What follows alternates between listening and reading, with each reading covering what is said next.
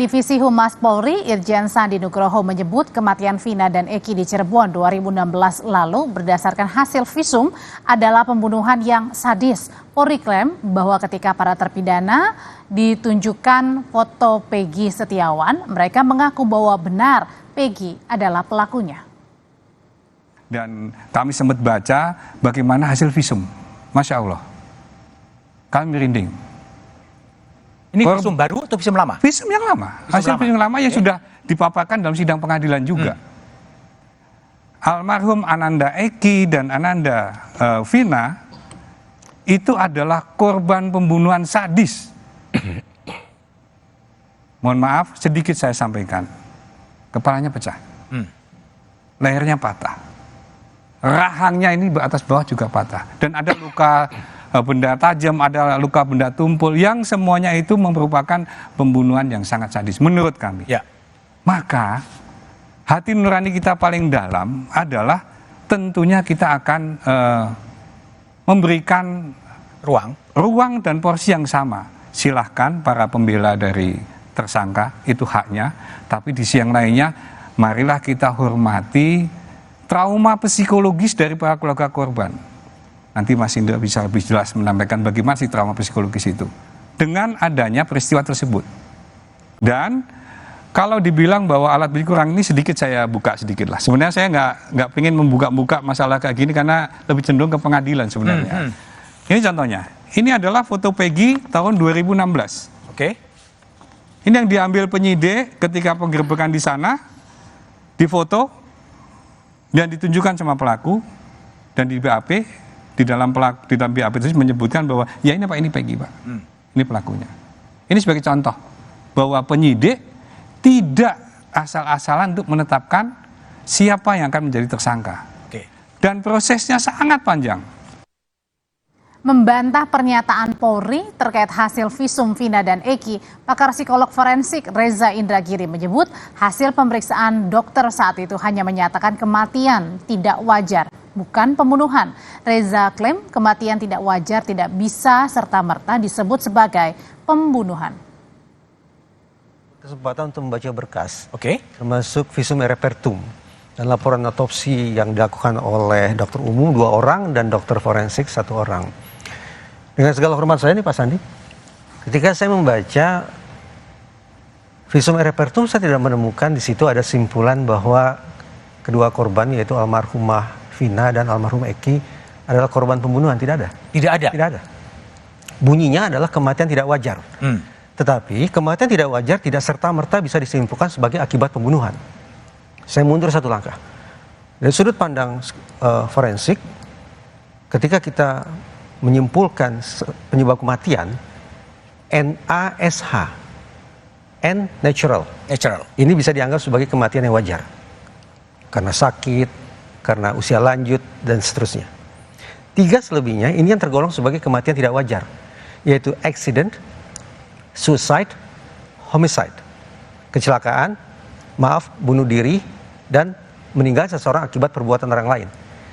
Nah, di dalam berkas yang saya baca, simpulan akhirnya hanya kematian tidak wajar. Tapi tidak terjelaskan apakah kematian tidak wajar itu merupakan akibat dari kecelakaan kah, bunuh diri kah, atau perbuatan orang lain kah? Tidak ada. Kepala Divisi Humas Polri, Irjen Sandi Nugroho menyebut pengungkapan kasus kematian Vina Eki dilakukan secara bertahap setelah diduga karena kecelakaan lalu lintas. Polri mengklaim mendapatkan informasi ada keributan sebelumnya dan menemukan kejanggalan bahwa helm korban tidak lecet, padahal diklaim kecelakaan lalu lintas. Dari keterangan awal informasi masyarakat laka lantas, maka diproses setelah dikembalikan jenazah langsung dimakamkan. Namun setelah itu baru beredar bahwa Pak, kemarin ada keributan, Pak, kemudian ada informasi lain yang dikumpulkan oleh penyidik dan ternyata ada suatu hal yang kejanggalan di laka lantas tersebut. Kenapa kok laka lantas itu janggal?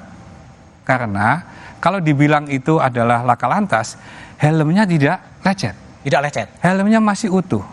Motornya si korban juga tidak ada yang lecet juga.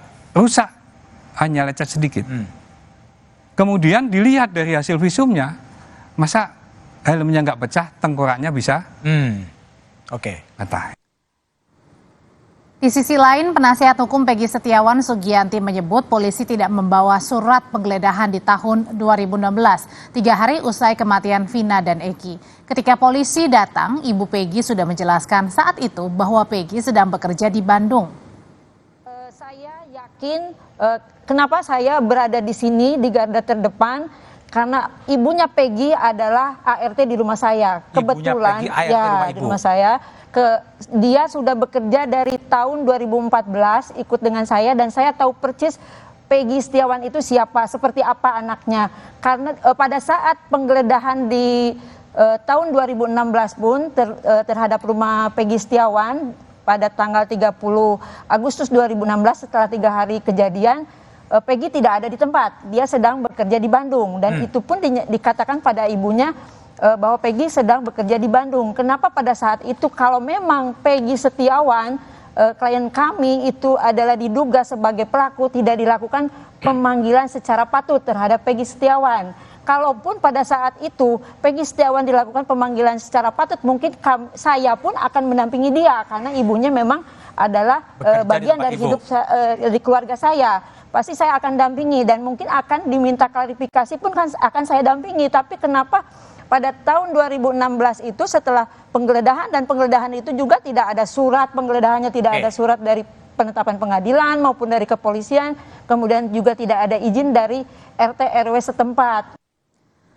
Wakapolri 2013-2014 Komjen Purnawirawan Ugroseno menyoroti dugaan adanya cacat prosedural dalam pengusutan kasus kematian Vina Eki di Cirebon. Ugroseno mempertanyakan kenapa penyidik saat itu tidak teliti dan jeli karena hanya sampai pada tahap penyitaan barang bukti sepeda motor. Sama keluarganya Peggy tadi kebetulan. Jadi apakah penyidik datang pertama kali setelah kejadian, ya kan? Datang ke rumah dan hanya mengambil 2 sepeda motor. Oke. Ya kan? Tadi diceritakan sama Bu pengacara Peggy Bu ya. Nah, jadi sebetulnya kalau datang ke tempat kejadian atau mengambil barang bukti kan harus disampaikan bahwa kami dari kepolisian dapat menerima surat perintah dalam rangka kasus ini, kami mencari orang yang bernama sini, apakah tinggal di sini, kemudian ada kendaraan dan sebagainya, kemudian disaksikan oleh kepala lingkungan setempat. Nah, hal-hal seperti ini harusnya ditempuh dari awal, karena jangan sampai pola-pola seperti ini dianggap ini ada kejadian, dianggap saja OTT seperti kalau KPK nangkap korupsi. Bukan, ini penyidikan yang membutuhkan perencanaan yang matang, administrasi penyidikan yang bagus, kemudian saksi dari kepala lingkungan juga harus ada. Nah, kemudian ditindaklanjuti lagi, ya kan? Sayang kalau setelah diambil sepeda motor, diberikan surat panggilan juga ke rumah, tadi saya tanya juga nggak ada. Jadi kenapa berhenti di sini? Itu saja yang masih dalam tanda tanya saya, yang seharusnya dilakukan oleh para penyidik, itu aja. Prosedural ya yang dipersoalkan. Ya, itu harus teliti dan jeli seperti itu. Saksi kunci dalam kasus kematian Vina Eki, Liga Akbar menyebut saat dibawa ke Polres Cirebon tahun 2016, ia diarahkan oleh penyidik untuk mengikuti konstruksi kematian Vina dan Eki.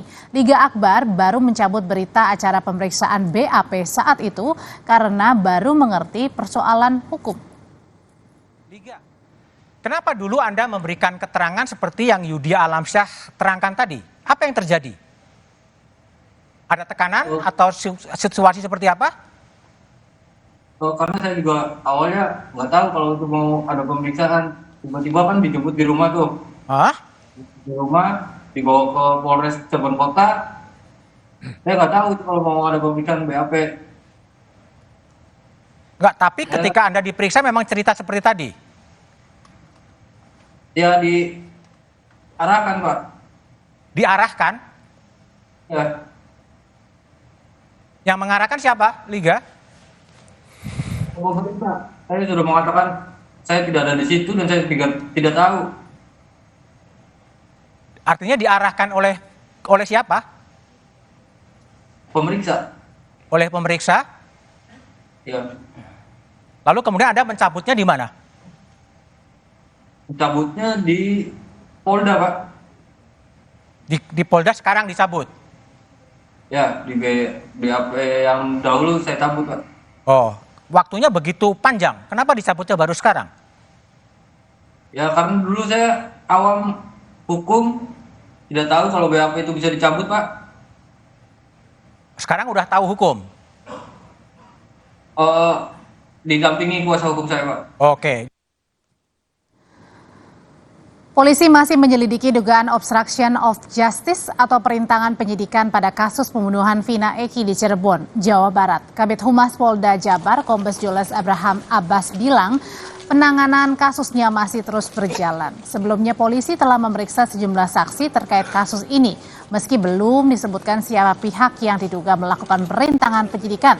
Namun polisi menyatakan ada keterkaitan dalam rangkaian pengungkapan kasus pembunuhan Vina Eki. Tentu masih berproses, ya. Sehingga terkait dengan hal tersebut belum dapat saya sampaikan kepada teman-teman sekalian hasilnya seperti apa, karena ini masih berproses. Jadi teman-teman mohon bersabar, kami akan berusaha mengungkap peristiwa ini dengan terang benderang. Kaitannya tentu masih ada rangkaian, adalah bagian daripada proses untuk mengungkap, membuat agar lebih terang lagi peristiwa pidana yang terjadi. Terkait dengan siapa yang tentunya menjadi objek daripada proses pemeriksaan, penyelidikan yang sedang teman-teman penyidik lakukan, tentu kita akan masih menunggu. Keluarga dan pengacara tersangka kasus pembunuhan Vina Eki, Peggy Setiawan, mendatangi kantor Komisi Pemberantasan Korupsi. Mereka minta KPK ikut mengawasi jalannya sidang pra-peradilan Peggy karena khawatir ada praktek suap-menyuap. Kamis siang, pengacara Tony RM dan keluarga Peggy menyerahkan surat permohonan agar KPK ikut mengawasi sidang pra-peradilan Peggy yang akan dimulai pada 24 Juni. Menurut Tony, KPK punya kapasitas untuk mencegah terjadinya suap di proses peradilan karena keluarga dan kuasa hukum meyakini penetapan Peggy sebagai tersangka minim bukti.